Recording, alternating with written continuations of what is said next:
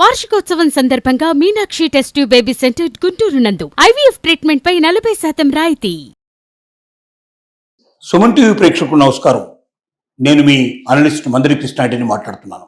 Nandu's world social media channels, YouTube channels ఎంత famous అయ్యాయో, ఎన్ని రకాలుగా వీళ్ళు మోసాలకు చేశారో, ఎన్ని వందల మందిని వీసాలు ఇప్పిస్తామని, అలాగే ఉద్యోగాలు ఇప్పిస్తామని, అమెరికాలో వీళ్ళతో వ్యాపారాలు చేయిస్తామని రకరకాలుగా అటు యూకేను ఇటు అమెరికాను అన్ని వైపులు కూడా వీళ్ళు అవకాశాలు ఇస్తామని చెప్పి జనాల్ని మోసం చేయడం జరిగింది. ఈ మోసాల ఫలితంగా కోట్లాది రూపాయలు కొల్లగొట్టారు. ఈ నందు దంపతులు నందూస్ వరల్డ్ యూట్యూబ్ ఛానల్ ద్వారా వందల మంది యువతను ఎరవేశారు. మీరు డబ్బులు కట్టండి, డబ్బులు పంపించండి, మీకు మేము ఇక్కడ విదేశాల లోపల ఉద్యోగాలు ఇప్పిస్తాం, అవకాశాలు కల్పిస్తాం, మీకు వీసాలు కూడా ఇప్పిస్తామని ఇలా రకరకాలుగా నమ్మబలికారు. ఫలితంగా కోట్లాది రూపాయలు ప్రజలు చెల్లించారు.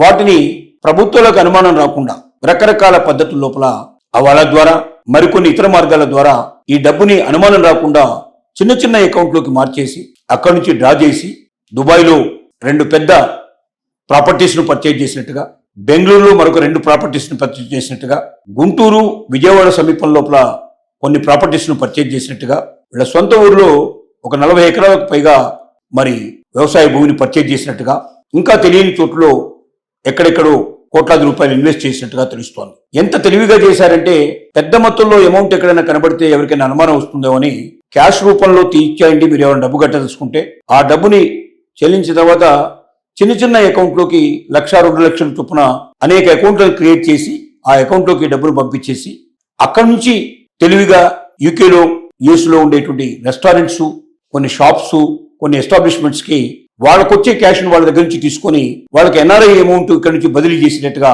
ఈ అకౌంట్ నుంచి వాళ్ళకు తెలివిగా బదిలీ చేయించేసి తద్వారా పెద్ద మొత్తంలో క్యాష్ తయారు చేశారు. ఒక దశలో వీళ్ళ కారులో $70,000 కానీ పౌండ్స్ కానీ, ముఖ్యంగా యూకే లోపల పౌండ్స్ కాబట్టి పౌండ్స్ ఉండేవని, దాని విలువ మరి కోట్ల రూపాయలు ఉండేవని, అలాగే ఎవరికి అనుమానం రాకుండా వాళ్ళ ద్వారా వీటిని ఏ దేశానికంటే ఆ దేశానికి తరలించే వాళ్ళని, ఒక సాధారణమైనటువంటి కుటుంబం నుంచి వచ్చి ఒక రెస్టారెంట్ నడుపుకుంటూ వంటల గురించి ప్రచారం చేసుకుంటూ అలా మొదలైన జీవితాన్ని కోట్ల రూపాయలకు పెంచుకుంటూ ప్రజల్ని పెద్ద ఎత్తున చీట్ చేసి మోసం చేసి ఏ అనుమానం లేకుండా చేసేందుకు ప్రయత్నం చేసినటువంటి పెద్ద భారీ స్కామ్ నందూస్ వరల్డ్ స్కామ్ అని చెప్తున్నాను. ప్రభుత్వాలు మేల్కోవాల్సిన అవసరం ఉంది. అటు విదేశాల్లో యాక్టివ్గా అయితే మరి యూకేలో ఉండే నిబంధనలు కానీ యుఎస్లో ఉండే నిబంధనలు కానీ చాలా కఠినమైనవి. మరి అలాంటి కఠినమైన నిబంధనలు ఉండేటువంటి దేశంలోనే ఇలాంటి స్కామ్లకు పాల్పడగలిగే తెలివితేటలు ఉండేటువంటి దంపతులు ఉన్నారంటే చాలా ఆశ్చర్యం వేస్తుంది. మోసపోయినటువంటి వాళ్ళకి ఏం చేయాలో అర్థం కాని పరిస్థితి ఏర్పడుతుంది. ఇక్కడ ఉండే పోలీస్ స్టేషన్లో కొన్ని కేసులు పెట్టారు, కానీ ఈ కేసులు ముందుకు సాగడం లేదు, ఆధారాలు సక్రమంగా లభ్యం కావడం లేదు. దీనికి సిబిఐ లాంటి పెద్ద సంస్థలు లేక ఆయా దేశాల్లో ఉండేటువంటి పెద్ద ఏజెన్సీలు ముందుకొచ్చి మొత్తం టోటల్గా ఎంత డబ్బు ఇలా చేతులు మారింది, ఎక్కడెక్కడికి వెళ్ళింది, ఏ రూపంలో అది విదేశాలకు వెళ్ళిపోయింది, ప్రాపర్టీస్ రూపంలో అక్కడ తయారైంది, ఈ మొత్తం వ్యవహారాన్ని క్షుణ్ణంగా పరిశోధించి విషయాలు బయటికి తీసుకొస్తే తప్ప ఇలాంటి దొంగల్ని పట్టుకోవడం, వీళ్ళకి శిక్షలు వేయడం, వీళ్ళని న్యాయస్థానాల ముందర వీరు చేసిన రుజువు చేయడం అంత సులభమైన విషయం కాదు. మరి అంత మధ్యతరగతి జీవిగా వచ్చిన వాళ్ళకి ఇంత బుద్ధి ఎక్కడి నుంచి వచ్చిందో, ఇంత బుర్ర ఎక్కడి నుంచి వచ్చిందో, ఇన్ని కోట్ల ట్రాన్సాక్షన్ జరిగినా ఎక్కడ కోట్ల రూపాయలు కనబడకుండా ఓన్లీ వేలు లక్షలుగానే కనబడేట్టుగా చేసి వివిధ అకౌంట్ల నుండి మళ్ళీ అక్కడ ఉండేటువంటి షాప్స్ అండ్ ఎస్టాబ్లిష్మెంట్స్ వాళ్ళకి, అక్కడ ఉండే రెస్టారెంట్స్కి అలాంటి వాటికి ఇచ్చి వాళ్ళ దగ్గర క్యాష్ తీసుకొని వాళ్ళకి అకౌంట్ అంతా ట్రాన్స్ఫర్ చేసి వాళ్ళ దగ్గర నుంచి క్యాష్ తీసుకొని ఆ క్యాష్ని విదేశాలకి హవాలా రూపంలో పంపించి అక్కడ ప్రాపర్టీస్ కొన్నారంటే ఇది ఇంటర్నేషనల్ క్రిమినల్ బుర్ర తప్ప మామూలు బుర్రలకు సాధ్యమయ్యే పని కాదు. కాబట్టి ఒక సామాన్యమైన కుటుంబం నుంచి వచ్చి వాళ్ళు అసామాన్యమైన జీవితం గడిపేటువంటి పరిస్థితికి వచ్చారు. చాలా లగ్జూరియస్ లైఫ్ గడిపేటువంటి పరిస్థితికి వచ్చారు. మనిషి ఎదగడం తప్పు కాదు, కానీ నీతిగా నిజాయితీగా ఎదిగినప్పుడు ఆ ఎదుగుదలను అందరూ హర్షిస్తారు, ప్రతి ఒక్కరు కూడా దాన్ని మద్దతు పలుకుతారు. కానీ ప్రజల్ని చీట్ చేసి ఉద్యోగాలు ఇప్పిస్తాం, వీసాలు ఇప్పిస్తాం, మీకు ఇక్కడ స్థిరపట్టేట్టు చేస్తాం అంటూ విదేశాల యొక్క ఆశలు చూపించి భారతీయుల దగ్గర అత్యధికంగా డబ్బులు దండుకొని ఈ డబ్బులన్నిటి కూడా తమ స్వార్థానికి వాడుకున్నటువంటి వైనం లోపల ఖచ్చితంగా ప్రభుత్వాలు జోక్యం చేసుకోవాల్సిందే. పోలీస్ స్టేషన్లో చిన్న చిన్న కేసుల వల్ల లాభం లేదు.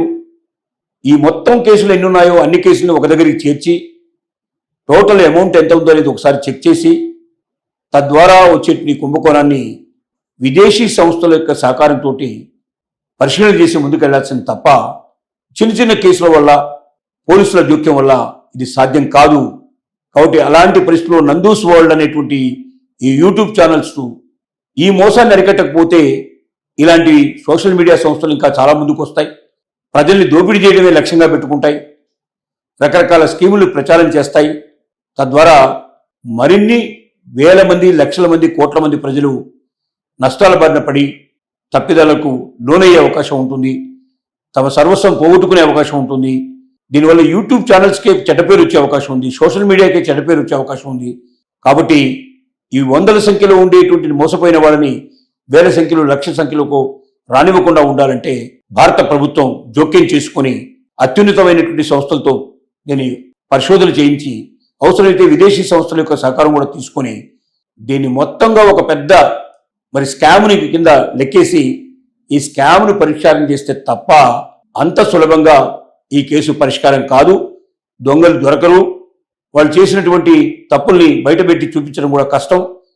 వాళ్ళ పేరుతో వాళ్ళు తీసుకోలేదు కాబట్టి చిన్న చిన్న వాళ్ళని ఎవరినో బలి చేసే ప్రయత్నం జరుగుతుంది. అసలు దొంగలు మాత్రం దొరకడం చాలా కష్టం.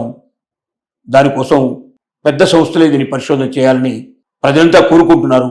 అలా జరుగుతుందని మనం అందరం ఆశిద్దాం.